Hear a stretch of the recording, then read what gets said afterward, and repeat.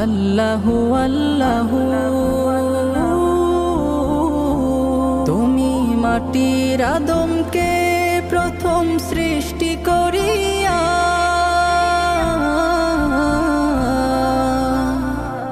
তুমি মাটির আদমকে প্রথম সৃষ্টি করিয়া ঘোষণা করিয়া দিলে শ্রেষ্ঠ বলিয়া, তাই নূরের ফেরেশতা করে আদমকে সিজদা, তাই নূরের ফেরেশতা করে আদমকে সিজদা।